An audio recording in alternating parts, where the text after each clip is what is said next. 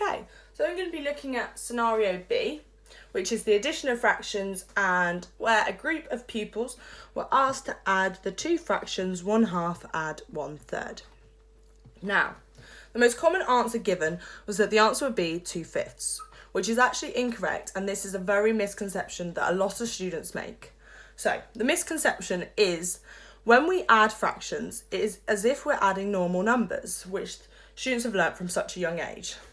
So to get the numerator of the answer, we'd simply add the numerators in the question. So in this example, it'd be the 1 plus 1 gives us the 2 as our new numerator.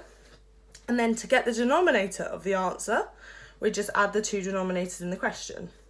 And that would give us the 2/5. So this is a misconception, as when we add fractions, first and foremost, we never ever add the denominators. We never add them. And when we add the numerators, we can only do this if the denominators are the same.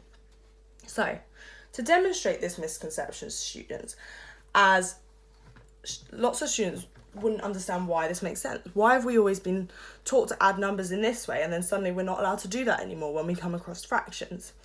So rather than showing them the right answer, which I would get onto afterwards, I would show them how their answer could not actually be feasible. So, if we take a 1/2 and a 1/3 and their answer of 2/5, I would say to the students, could you draw me a pizza or a pie or any other circular object and shade in a 1/2 for me? Now, I'm fairly confident most students will be able to comfortably see that this is equivalent to a 1/2.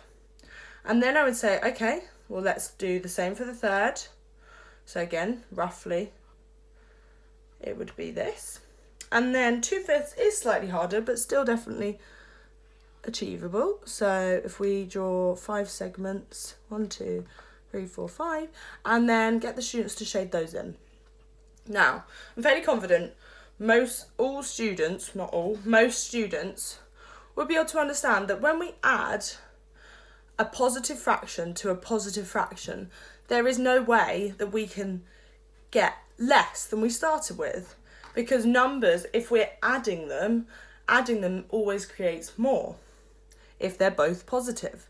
I'm fairly confident most students would be able to understand this concept. So they would agree that our answer must be both bigger than a 1/2 and bigger than a 1/3. So students might not know exactly what 2/5 is, but through our diagrams, we'd be able to see that this 2/5 firstly is actually smaller than a 1/2. It's bigger than a 1/3. However, they'll be able to see that there is no way that by adding these two, so if we roughly again drew it, adding these two would end up with something like this.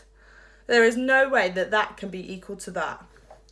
And just by showing them that a 1/2, simply that our answer is less than one of the fractions in the question, that this can no way be feasible.